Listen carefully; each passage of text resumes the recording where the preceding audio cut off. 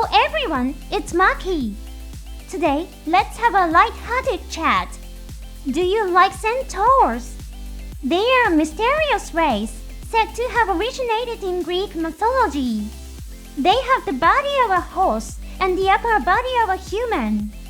He is a popular character that appears not only in the Gundam series, but in various fictional worlds. However, centaur-based mobile suits rarely appear in the Gundam series. They do appear in spin-offs, but opportunities to appear in TV anime are scarce. Why might that be? This time, let's examine comments from mechanical designer Ikuto Yamashita to find the answer. Mr. Yamashita was the main mechanical designer for GE Coax. He's also a veteran designer who worked on the Evangelion series. What are the chances we'll see a centaur-inspired mobile suit in the Gundam series? Before we get into the main topic, I have a quick announcement. On my channel, I'm offering memberships for support. For just 99 cents a month, you can get a name badge and comment stamps. Alright, let's get started. Alright, let's take a look at the comments that Mr. Yamashita shared on X. He made these comments to provide additional explanations while quoting photos of a custom Gunpla model made by a fan. The Gunpla was beautiful, with the Gion 4XV modified into a centaur-like form. This was Mr. Yamashita's response after seeing it. I proposed centaur-type robots many times in the past. However, they have the drawback of becoming mechanically complex. Also, compared to an upright beetle form, their longer front-to-back body makes staging action scenes effectively difficult. It also puts a heavy burden on the staff drawing them. On top of that, you need specialized knowledge of animal body structures, along with the skill to express that knowledge through drawings. Because it requires so much effort, the centaur-type idea has never been adopted. The higher the quality standard the work aims for, the stronger this tendency becomes. There are things I would like to express using a horse-like body. There are expressions that can only be achieved with a horse-like body. Unless there is a special situation that calls for it, this idea probably won't be adopted. Without thorough preparation, a centaur-type design ends up becoming repetitive and one-dimensional. It might be easier to use the idea for a background character than the main character, or for scenes that call for simple movements like a military parade. Computer graphics are often used in recent animation. However, hand-drawn artwork by human artists is still the standard production method. In such a situation, adopting a centaur-type design seems quite difficult. This is because understanding animal movements, grasping the imaginary structure, and accurately imagining skeletal motion requires highly advanced skills. With this in mind, let's take a closer look at the characteristics of centaur-type mobile suits that appear in the Gundam series. First is the Gundam Chimaris Trooper.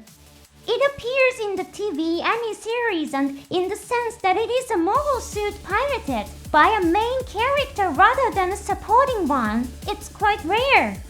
However, the Chimaris Trooper almost never runs on its legs. Instead, it moves in a hover-like fashion, using the thrusters mounted on its legs. Although it has a centaur-type design, its movements are not those of a centaur. Let's look at another example. The Death Beast is an enemy mobile suit from G Gundam. It moves exactly as Mr. Yamashita described. The scene of a massive army marching is especially memorable. Also in close-up shots, the camera focuses only on the upper body, eliminating the need to depict the walking with legs action. Furthermore, in scenes where large numbers move simultaneously, they glide forward without moving their legs. The death beast is also a centaur-type design, whose movements are not those of a centaur. Let's look at one more example from Annie. The Eldora Brood from the Build Divers Ray and Rise series. It's a mobile suit based on the Death Beast. This one also never shows the action of running with its legs. In large movement scenes, only the upper body is shown, omitting the complex leg movements. It turns out that a centaur-type mobile suit in the strict sense, one that even reproduces the skeleton and movements, has never appeared in the TV anime. The short film Gundam Breaker Battle Law features a rare centaur-type Gundam design. It's the Gundam Barbitaurus, which is based on the Gundam Barbotos. It is also notable for its high-grade gunpla release. One could argue that it's a mobile suit that could only appear in a short form anime. The Barbitaurus has very few scenes where it runs on the ground using its legs. Most of the action takes place in aerial battles or ground scenes, where the upper body is the main focus of the shot. Giving a centaur-type design a bow as a weapon evokes Greek mythology. Currently, if you want to enjoy a centaur-type Gundam design, you need to check out Gundam Breaker Battle. Even See Destiny's Impulse Gundam has a centaur-type design variant. If we also look at mobile suits that don't appear in anime, that would be the Gaia Impulse. It combines the Impulse Gundam's limb swapping feature with parts modeled after animal legs. It's just my speculation, but perhaps the original concept for the Gaia Gundam was actually the Gaia Impulse. Taking into account the circumstances Mr. Yamashita mentioned, perhaps the Gaia Gundam's design for the TV anime was created with those factors in mind. The centaur-type design would have been difficult to incorporate into the TV anime, so the officially adopted Gaia Gundam may have been designed instead. Maybe the original design was kept as the Gaia Impulse, a mobile suit that never appeared in the TV anime. Do you like centaur-type designs? Let me know in the comments if you'd like.